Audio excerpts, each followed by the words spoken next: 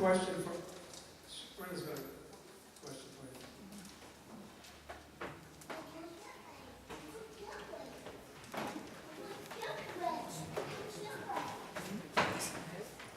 you.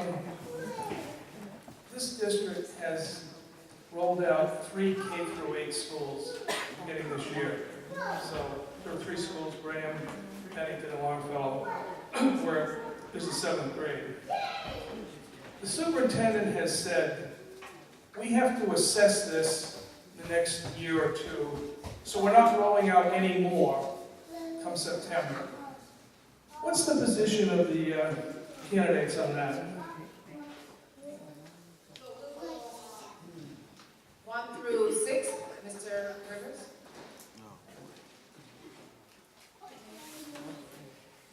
Just repeat the question. So he kind of wants to I know was what's looking at something on my, I apologize, Mr. Keller. K-8 has been rolled out in 3 schools, Longfellow, Graham, Pennington.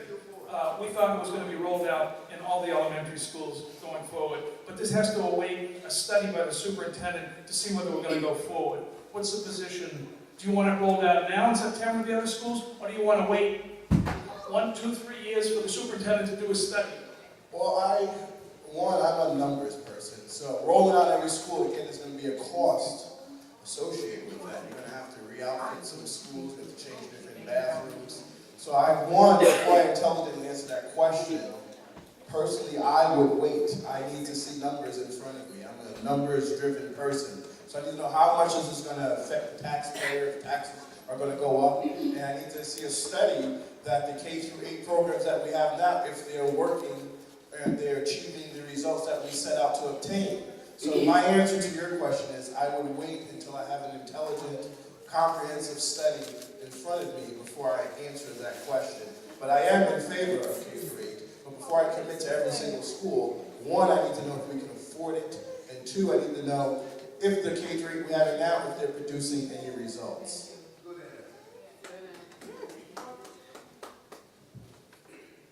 We've instituted 3 K-8s. The original pressure from concerned property owners was for 1 at Pennington. And the position that I took was that if you're going to do 1 on the north side, you're going to do 1 on the south side. And Graham was actually a middle school historically. Pennington requires modular buildings. But we're implementing the modular buildings at a great expense to the district in order to facilitate the K-8 system that you guys battled for. The other thing that we're implementing is the Turner Educational Park, which is now called the Longfellow Middle and Elementary Schools. One of them is going to be a performing arts magnet, so that we're trying to attract people to the K-8 model and to do it correctly and to do it in a strong manner, and that whatever we do on the north side, we do on the south side, and we do it as quality, and not just because someone said it's a good idea. And in my memory, when I was on the K-8 committee with Dr. Patella, we went on a number of different visits, and the issue wasn't whether something was K-8 or where you're going to do it of quality. And the main issue is it has to be done correctly. Good answer. I feel we do have to wait to make sure that the K-8 program is working correctly and to iron out all of the little niches that that they're going to foresee coming up. But I think waiting a year or 2 to make sure everything is in place so that we can run it right through the district.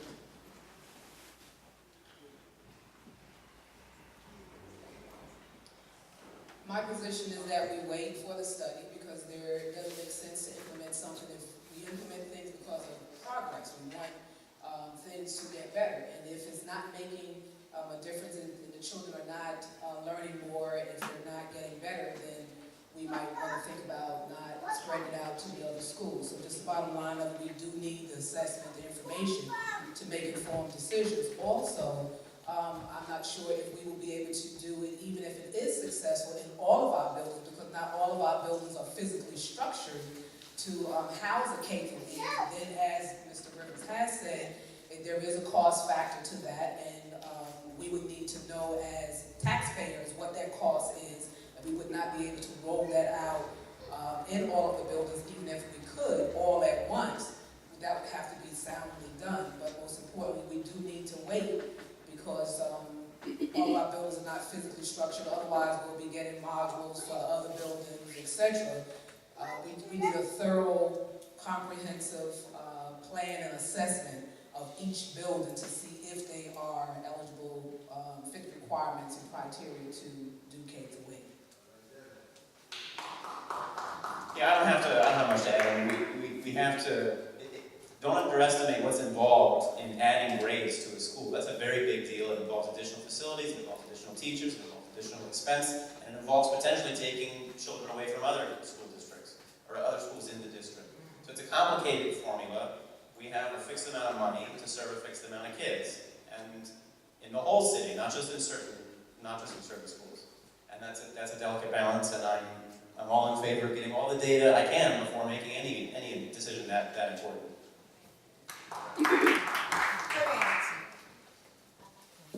Again, I'm a results-oriented person, and therefore, I also, with the majority here, believe that it needs to prove to us that it would work and will continue to work, especially in other schools, before we go ahead and implement more. You know, I'm sure you've heard the saying, measure twice, see out once. I'm a one and done type of guy. I don't like to, let's just try it out and make a very expensive mistake. Oh, well, that didn't work, let's just go back again. We can't afford that. Time is money, and we can't experiment on our children. So we have it in 3 schools right now. Let's see what happens, and then before we move out and continue to roll out further K-8 programs. Thank you.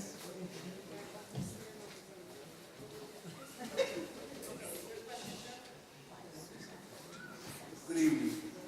My question is, as I'm listening to the panel, it was brought to the attention that we are a diverse community. And that I agree. And not to take the easy way out, but you have some kids that's just not going to college. So, I mean, as much as we would like them to, the statistics say some just are not going. So how do we prepare those that's not going to college to prepare themselves for life after high school? And that's where the vocational aspect comes in. Now also, with the vocational aspect, the ones that's not going to college, they still have the academics to go if they feel like it, but the vocational part of it, I mean, people are good with their hands, and we have a lot of foreigners here in this community who come here and migrate, and they're good with their hands. They know how to build houses right now, but they just don't have the education. So if you was to bring in and start opening up the shops that's at the high school, and I remember when I was going to Davis, I graduated from Davis and went to high school, there was wood cutting shops, there was electrical shops, there was home economics, and those things, those classes, and those things are just gone. So as potential trustees, how do you feel you're going to address that problem?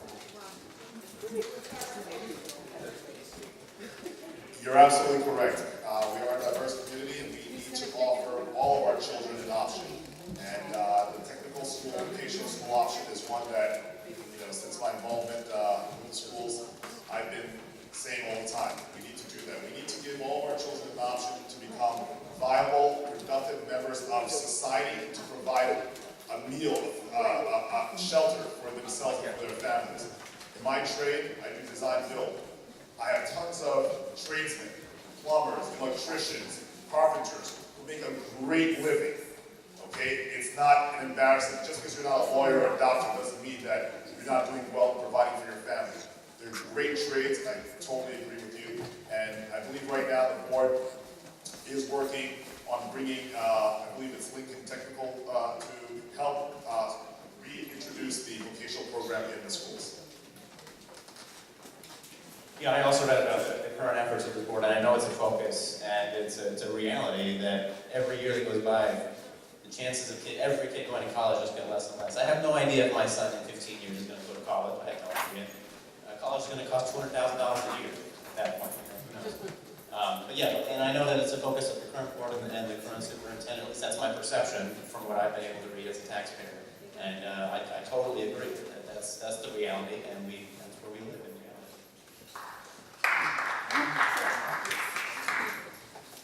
So as a board, we are addressing that, and I will take note of at the last forum when someone spoke about the CTE, Career Tech Education engineering programs, is that it's not just for children who are not going to college, because as a parent, I can speak about my oldest one, who definitely was a 2009 graduate from Mount Vernon High School. track and field student athlete, did not go to college immediately after high school. She chose to enlist in the Army, military intelligence. She's a sergeant now in England. So, I say that to say that what we do as a district is make sure we're covering all of our children. So if it's those who are in special education, there are CTE programs for them. There's a new credential program for them that they just don't get an IEP now. That's not in existence anymore. It's a program called CDOS, and forgive me for not remembering clearly what the acronym stands for, but it's a different type of credential for them. For those who are in the middle, we have AVID program that the district has started. We have increasing our honors program, our AP programs, our career tech programs. One of the possible potential partnerships that we will have as a district maybe that the superintendent is looking into. I brought some information in regards to working with BMW in reference to that. So what's important is that we cover all the spectrums of wherever our children are academically, and then we as the adults help them select what's the best choice for them for life after high school. So whether it be Army, Navy, Marines, one of the branches, college, Job Corps, university, but we help them select the best option for them for life after high school, but prepare them accordingly for whatever they choose. I am thrilled that the board has decided to bring in the vocational school back into Mount Vernon, because it's very important. What I'd like to see starting at 7th grade also for kids that are struggling right out of elementary, and to give them a head start in the vocational. And I'm glad that they're doing it now.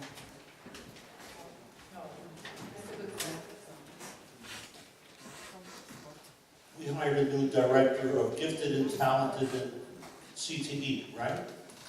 Yes. Evelyn Collins, you may have seen her work over the weekend. She was also the director of producer of the Leeds.